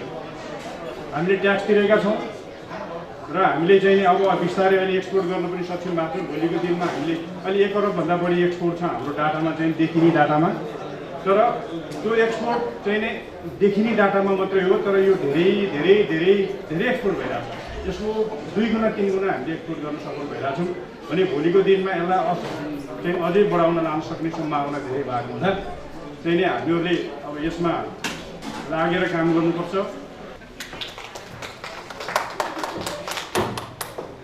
हाम्रो साधारण सभामा यदि कि बोलाउँदैखेरि हाम्रा गुनासाहरू प्रत्येकले बुझाउन सक्ने समस्याहरूसम्म बुझिदिने गरी बसिदिनुहोस् भन्ने एउटा आग्रह चाहिँ हामीले गर्नुपर्छ। यो फेडरेसनको थ्रोबाट पनि म भन्दैछु हामीले त सधैँभरि जुन कार्यक्रममा उपस्थित हुन जाँदा पनि अन्तिमसम्म सबैका व्यवसायका विचार कति समस्याहरू छन् सबै बुझ्ने प्रयास गर्नुपर्छ। निजी क्षेत्रको नेतृत्वले भने सरकार विभागको नेतृत्वले कति बुझ्दिन जरुरी हुन्छ हामी आफैले मनन गर्नुपर्छ। हाम्रो कार्यक्रममा आउँदा हामी अगावै छुट्टी दिने बानी बसाल्ने चाहिँ यो अलिक असहज भन्ने म महसुस पनि गरेको छु। र अब फेडरेसनको तर्फबाट यो फेडरेसनमा हाम्रा जम्मा 8वटा सङ्घहरू आबद्ध हुनुहुन्छ। यसमा जडीबुटी सङ्घ पनि पर्छ र जडीबुटी सङ्घको अघि त्यो झ्याउको कुरा पनि आयो। झ्याउ सङ्कलन गर्ने कुरामा पहिलेदेखि प्रतिबन्ध छ तर कुन सङ्कलन गर्ने हामीले अहिलेसम्म कुन हामी जडीबुटी सङ्कलन गरेका जडीबुटीले चाहिँ उचित मूल्य पाएर लिगल एक्सपोर्टको नीति निर्माण गरे त राज्यले। आज नभएको झ्याउको किन हामीलाई त्यत्रो जरुरी रह्यो त? हो पहिचान गरौँला। भोलि सरकारले हाम्रो अहिले कलेक्सन भइराखेका जडीबुटीलाई सहज तरिकाले नीति निर्माणतिर लाग्नु पर्यो। हामीले एउटा झ्याउ छुटो भने त त्यो झ्याउमा नअल्झौँ हामी। जबकि हामीले 40 लाखको एक्सपोर्ट गरिराख्दा 1 किलो यार्सा गुन्डा एक्सपोर्ट गरिराख्दाखेरि जम्मा तिरेको राज्यलाई ट्याक्स कति? अघि पनि भन्नुभयो 400 सम्म तिरेको छौँ। धेरैमा काठको ट्याक्स तिर्दा 1000सम्म तिरेको छौँ भनेछ। ट्याक्स तिर्नु पनि हामी हिचकिचाउनु हुँदैन। एउटा भाङ्रोको तेललाई सर्टिफिकेट गरेर हामीले जटामासीको तेल बेच्छौँ। हाम्रो सरकार त्यति निरीह छ। जम्मै हामीले अस्ति जापान पठाउनको लागि जटामासीको तेल सर्टिफाई गर्न जाँदाखेरि विभागले के गर्यो थाहा छ? हामी तपाईँ सबैले जान्ने कुरा हो। भाङ्रोको तेलको सर्टिफाई गर्नुपर्ने, त्यति निरीह बनेर एक्सपोर्ट गर्नुपर्ने हाम्रो पहिचान हामी आफैले खोज्न सकिरहेको छैनौँ। मलाई जहाँसम्म लाग्छ हामी सङ्घ छौँ, आबद्ध भयौँ, आज एक्सपोर्टमा पनि आबद्ध हुनुहुन्छ, तर सधैँभरि हामी यही कुरा लिपिबद्ध गरेका छौँ। हामीले हाम्रा माननीय मन्त्रीज्यू जबकि हाम्रो क्षेत्रको आज जडीबुटी सङ्घको राजा भनौँ, उहाँलाई त हामीले हाम्रो लिपिबद्ध निर्माणकर्ता भन्नुपर्छ।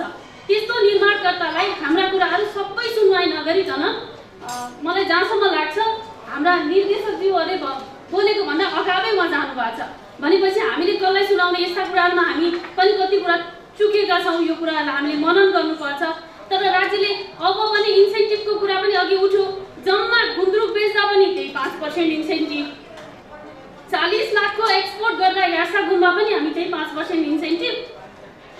निर्देशकज्यू यहीँ हुनुहुन्छ, फेरि पनि हामीले उहाँलाई घचघच्याउनु पर्छ। नीति निर्माण गर्दाखेरि व्यवसायको हकमा व्यवसायसँग बुझेर व्यवसायसँग के समस्या छन् यी सबै कुरा लिएर बल्ल तल्ल उहाँले एउटा मिटिङमा बोलाउन खोज्नु भएको रहेछ। त्यो कुरामा हामी जो प्रतिनिधि छौँ जाउँ।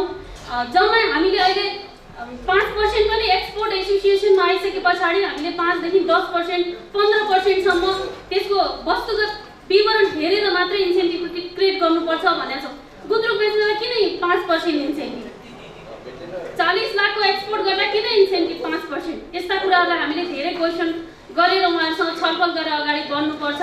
र अहिले अब राज्यले ल्याएको थोर बहुत ल्याउँदैछ, नियमहरू त अलिअलि बनाउँदैछ, तर त्यो नियम कहिलेसम्म लागू हुन्छ? मन्त्रीज्यूले आज जति बोलेर जानुभयो त्यो कुरा साँच्चै व्यवहारमा लागू भयो भने जडीबुटी सङ्घलाई कुनै पनि खाँचो हुँदैन। खाँचो हुन्छ हामी सबैले बुझेका छौँ, तर त्यो कुरा व्यवहारमा लागू हुनु पर्यो। आज निजी क्षेत्रको नेतृत्वले यति चासो दिएर हामी यति कुरा गर्दैछौँ भने राज्यको नेतृत्वले यति चासो दिनु र व्यवहारमा उतार्नु भने हामीलाई कुनै कुराको पनि खाँचो म देख्दिनँ।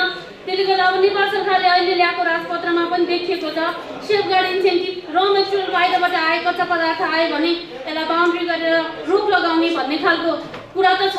तर हामी नेपालमा कुन कुन कुरामा चाहिँ आफ्ना कच्चा पदार्थ प्रयोग गरेर एक्सपोर्ट गरेको छौँ या हामीले नै कन्ज्युम गरेको छौँ भन्ने कुरा पनि हामीले बुझेका छौँ। यी सबै कुराहरू कागजमा भए व्यवहारमा भएनन्। यी व्यवहारमा लागू गर्नका लागि हामी सबैले एकबद्धता जनाएर अगाडि बढ्नुपर्छ। र आजको यस 11औं वार्षिक साधारण सभामा बोलाएर आफ्ना विचार शब्द राख्न दिनुभएकोमा हजुरलाई पनि धेरै धेरै शुभकामना व्यक्त गर्दै मेरा दुईटा छोटा मन्तव्य यही अन्त्य गर्छु। धन्यवाद।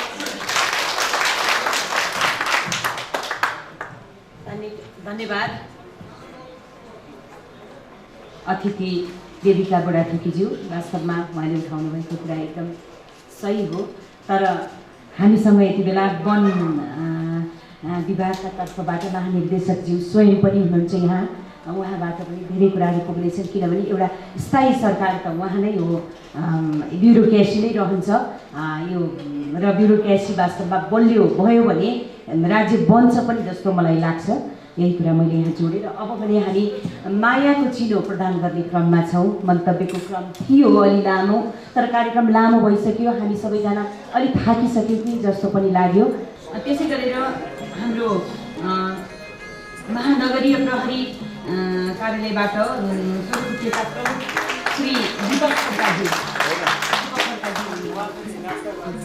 हजुर ए बोलाइदिनु। त्यसै गरेर महिला उद्यमी महासङ्घका अध्यक्ष देविका बुढाथोकीज्यू, उहाँलाई पनि।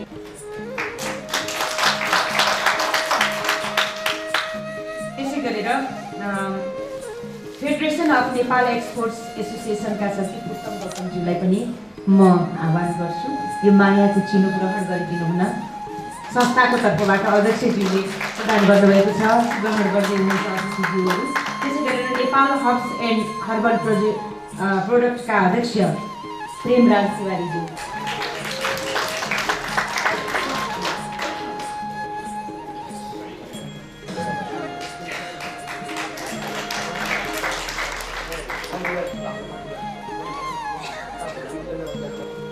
जिल्ला वन डिभिजन कार्यालयबाट र अध्यक्षज्यूले एकदम हार्दिकताका साथ यो मायाको चिनो प्रदान गर्दै हुनुहुन्छ।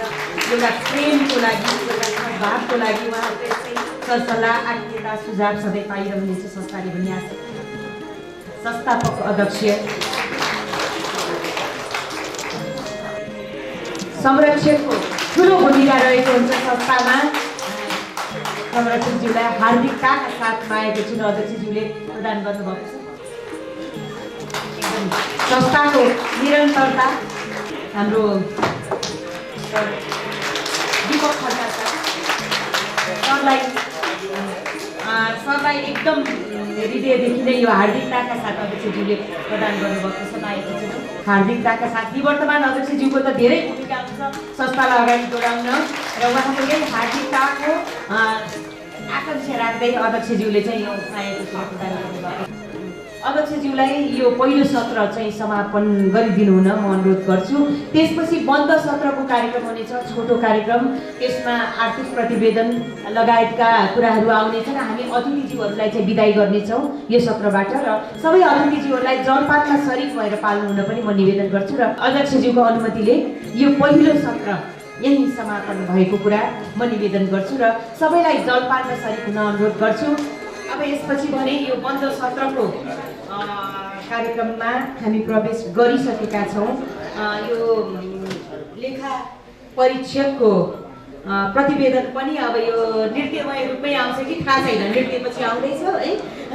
म लेखा परीक्षकको प्रतिवेदनको लागि म अनुरोध गर्दछु कोषाध्यक्ष श्री विक्रम कुँवरज्यूलाई लेखा परीक्षणको प्रतिवेदन प्रस्तुत गरिदिनु हुन अनुरोध गर्दछु। अब जिज्ञासा त खासै केही पनि छैन। यसलाई पारित गरिदिउँ सबैले ताली बजाएर, अथवा केही जिज्ञासा छ भने राखिदिउँ, नत्र पारित गरिदिउँ। पारित भयो होइन? हजुर हजुर लेखा पारित लेखा यो परीक्षणको प्रतिवेदन पनि पारित भएको छ। कसैको कुनै प्रश्न कुनै जिज्ञासा केही आएको छैन। वास्तवमा यो लेखा भनेपछि एकदम त्यो झन्झटिलो ठाउँ पनि हो। त्यो लेखा परीक्षणको प्रतिवेदन प्रस्तुतिका लागि कोषाध्यक्षज्यूलाई धन्यवाद। अब चाहिँ प्रतिवेदन उप छलफल भनिएको छ, छलफल हुँदै भएन। अब लेखा परीक्षकको नियुक्तिमा लेखा परीक्षक जो पहिला हुनुहुन्थ्यो उहाँलाई नै निरन्तरता दिने, किनभने संस्थालाई उहाँले अलिकति बुझ्नु भएको छ, उहाँलाई नै निरन्तरता दिने कुरा भएको छ। यहाँ हजुरहरूलाई मन्जुर छ भने ताली बजाएर यसलाई पनि पारित गर्नु। धन्यवाद। त्यसै गरेर अब यो साधारण सभाको निर्णय पुस्तिकामा हस्ताक्षर गर्ने कार्यक्रम रहेको छ। धन्यवाद ज्ञापनका लागि जगदीश चन्द्र घिमिरेज्यू जो संस्थाको सदस्य पनि हुनुहुन्छ होइन। यसमा तल उपस्थित हुनुभएका जडीबुटी व्यवसायीका साथीहरू, अब हामीले त करिब कार्यक्रमको चाहिँ सम्पन्न गरिसकेका छौँ र यो हाम्रो 11औं साधारण सभा वार्षिक साधारण सभा सम्पूर्ण साथीहरू उपस्थित भएर भव्य तरिकाले अहिले हाम्रो कार्यक्रम सम्पन्न भयो र यसमा मेरो भन्नु केही पनि छैन। अन्त्यमा के छ, कोभिडको परिस्थितिमा पनि साथीहरू यो स्थितिमा यो परिस्थितिमा उपस्थित भएर हर्षोल्लासको साथ यो कार्यक्रम चाहिँ सञ्चालन सम्पन्न गरिदिनु भएकोमा सम्पूर्ण उपस्थित साथीहरूलाई चाहिँ म धन्यवाद ज्ञापन गर्दछु। धन्यवाद।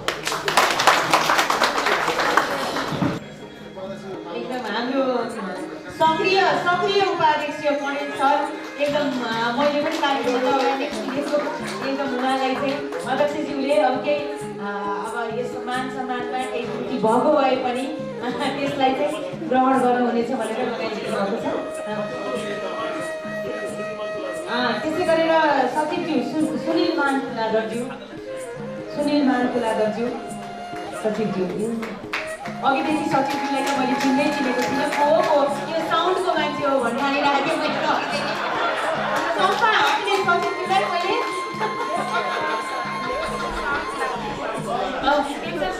संस्था यसरी नै अगाडि बढ्छ, वास्तवमा यसरी नै अगाडि बढ्छ। एकदम राम्रो टिम छ। सहसचिवज्यूलाई सहसचिवको त अभिभाषणै सुनिसकेका छौँ हामीले, मन्तव्य नै सुनिसकेका छ। हजुर अब कोषाध्यक्षज्यू विक्रम कुँवरज्यू, कोषाध्यक्षज्यू यति राम्रो चाहिँ लेखा परीक्षकको प्रतिवेदन ल्याउनु भएको थियो। कोषाध्यक्षज्यूले केही नभनिकन त्यसै पास भयो। त्यसको लागि बधाई ज्ञापन अध्यक्षज्यूलाई र कोष पनि बढाउँदै जानु लागेको दिनमा यो त्यो जिम्मेवारीको लागि पनि हो यो खादा होइन। वरिष्ठ सदस्यज्यू जगदीश चन्द्र सर उहाँलाई पनि यो खादाद्वारा यो वरिष्ठ भन्ने पदवी बोकेपछि झन् धेरै जिम्मेवारी आउँछ। म पनि एक दुईवटा संस्थामा वरिष्ठ सदस्य छु। अब यो झन् जिम्मेवारी बढी निभाउनु पर्ने हुन्छ अरूले भन्दा। अब संस्थालाई त्यसरी नै हाम्रा सरले हाँस्नु होला भन्ने शुभकामना सहित अध्यक्षले चाहिँ बधाई ज्ञापन गर्नुभएको छ। सदस्य मनोरथ गौतम, देशमाया लामाज्यू महिला सदस्य,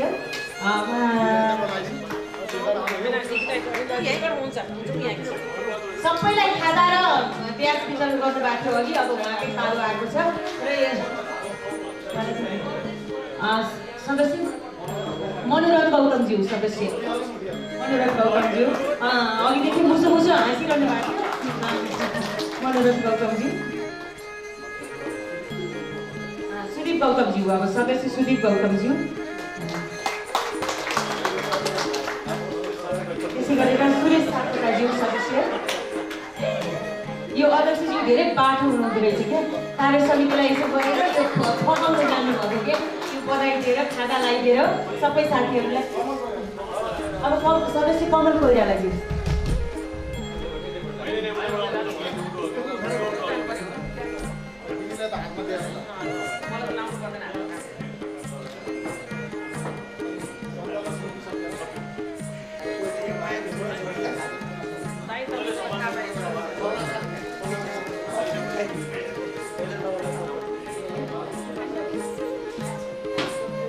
यो कार्यक्रममा पर्दा पछाडि बसेर पनि धेरैले सहयोग गर्नुभएको छ। पर्दा पछाडि बसेर सहयोग गर्नेहरूको प्रतिनिधित्व गर्दै हाम्रो समीर ढुङ्गेल सरलाई बधाई ज्ञापन गरिँदैछ खादाद्वारा अध्यक्षज्यूबाट। र यो खादा चाहिँ भोलिको दिनमा पनि यस्तै सहयोगको लागि हो।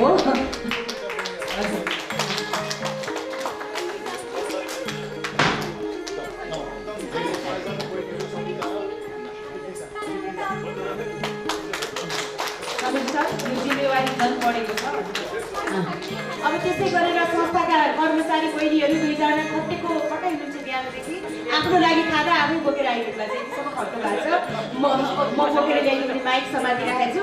हाम्रो कीर्तिसा बहिनी र सबिना बहिनी, सविता बहिनी दुईजनालाई एकदम बहिनीहरूको भविष्य उज्जवल छ। अहिलेदेखि जडीबुटी व्यवसाय सङ्घमा हुनुहुन्छ, जडीबुटी खाइरहनु भयो होला।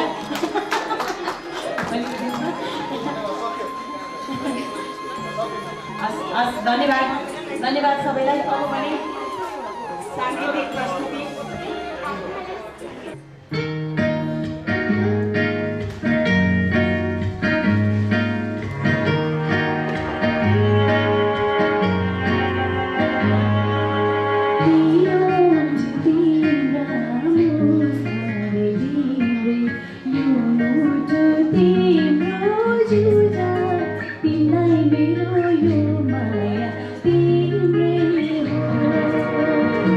मेरो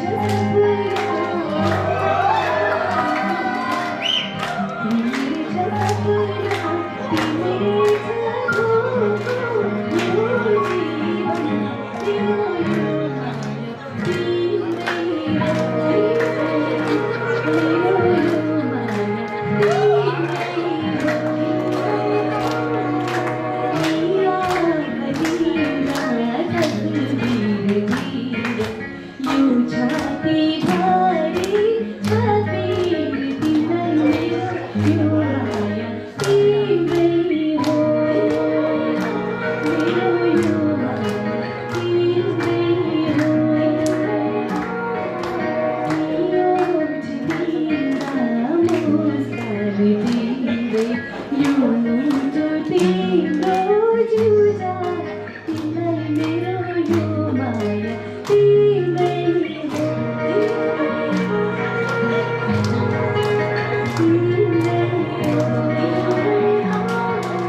Thank you so much. सबैजना धन्यवाद।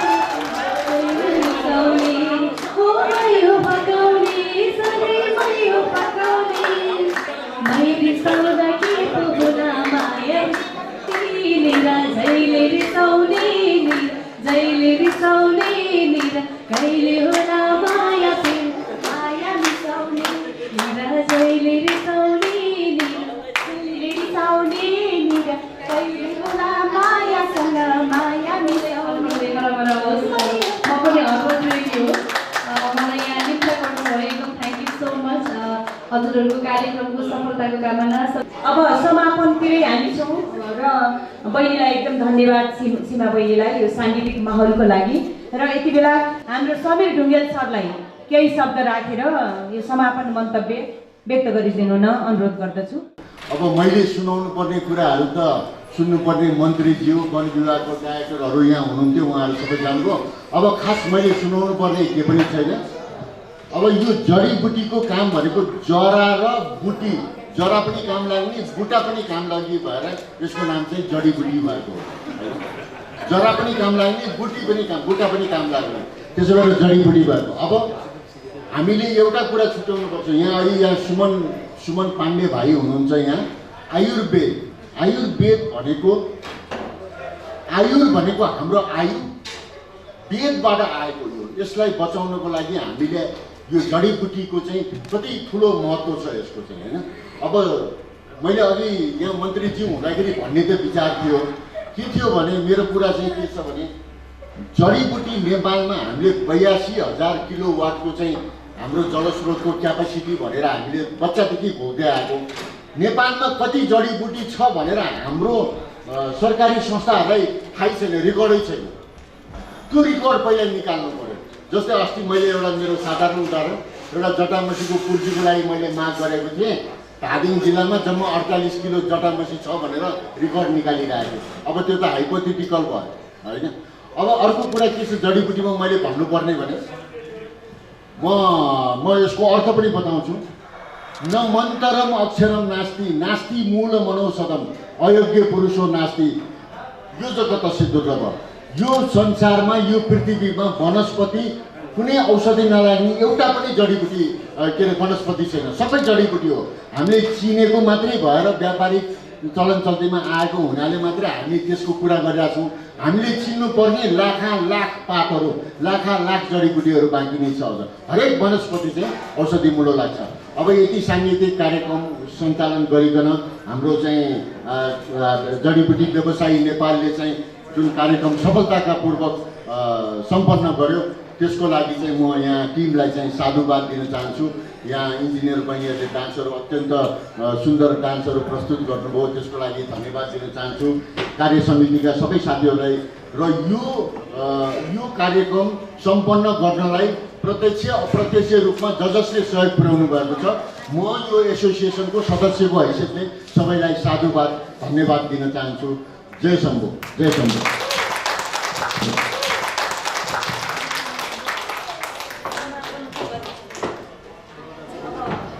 यो आज्ञाले यो समारोह यो बन्द सत्रको दोस्रो सत्रको समारोह यही समापन भएको अनुरोध गर्दछु। बाहिर डिनर तयार हुँदै होला, त्यसबिचमा अब नाचगानको कार्यक्रम पनि हुनसक्छ। हजुरहरूलाई इच्छा छ भने उहाँले बजाउँदै हुनुहुन्छ हाम्रो सचिवज्यूले। हस् धन्यवाद। म पनि आफ्नो जिम्मेवारीबाट बिदा माग्छौँ। यहाँहरू सबैलाई यो साथको लागि सहयोगको लागि हार्दिक धन्यवाद।